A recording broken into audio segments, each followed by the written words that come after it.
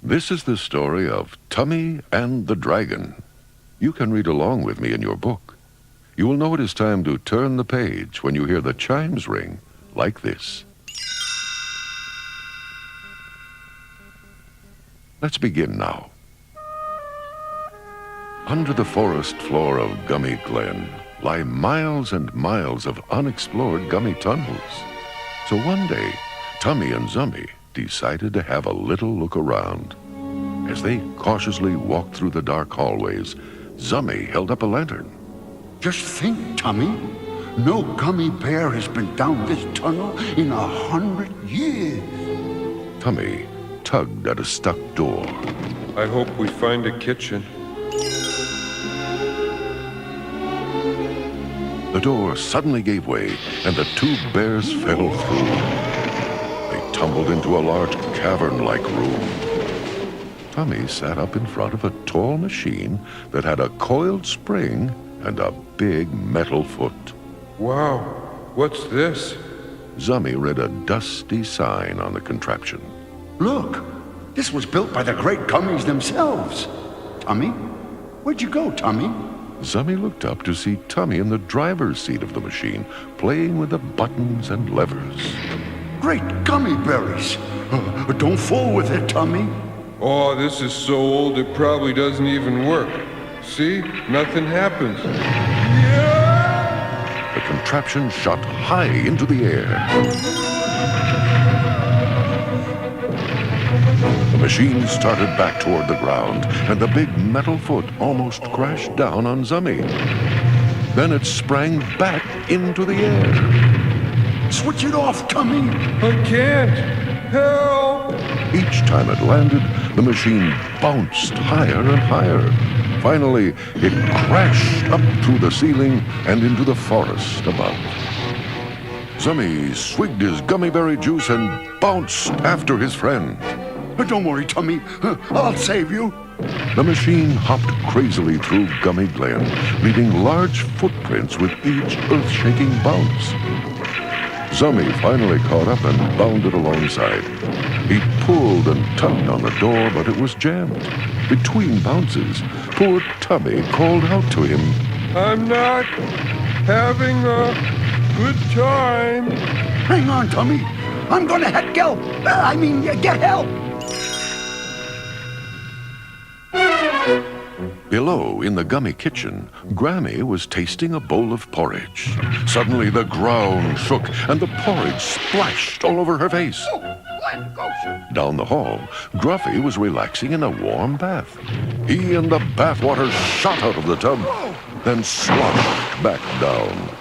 The Gummies rushed outside, where they were met by Zummi. Quick! Tummy's trapped in an old gummy machine that's shaking the forest. Gruffy scowled. Aha! He's been playing with things he shouldn't. Well, what are we all standing around for? Let's go rescue him! Meanwhile, Tummi yanked frantically at the levers. Maybe this will shut it off. Yeah! The machine only bounced higher and faster. It bounded through a farmyard, careened through a canyon, and hopped through a swamp. Soon covered with mud and branches, it began to look like a terrible beast. Deep in the woods, Sir Tuxford and his squire, Unwin, were awakened by the sound of stomping and yelling. What's going on out there? Before Tuxford could find out, the machine crashed down into their tent. It snagged a rope, lifted the whole tent to the top of a tree, and left it dangling in the branches. Sir Tuxford struggled to get out of the hanging tent. Who dares challenge the right arm of King Gregor? Come back, villain! When he finally poked his head out, he caught a glimpse of the mud-covered machine hopping off into the woods.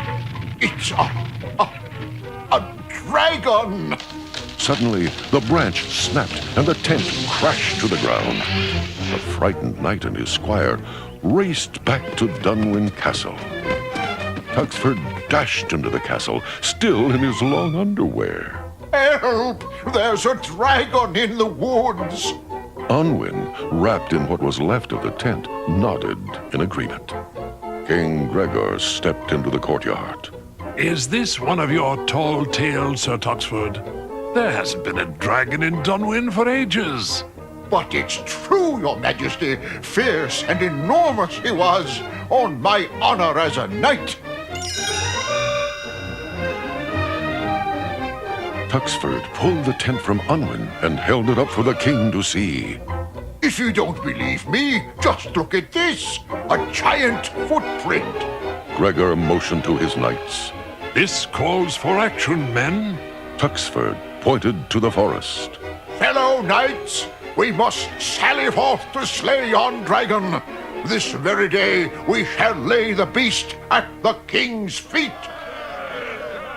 Back in the forest, Tummi's machine skidded down a hillside and bounced past a cave.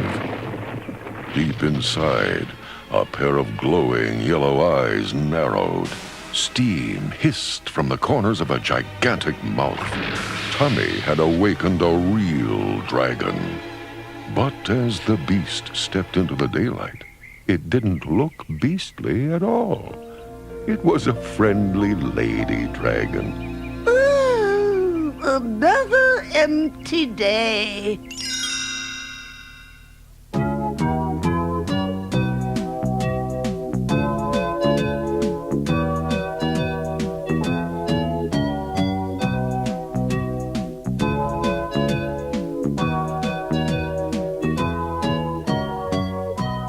When the music stops, turn the cassette over.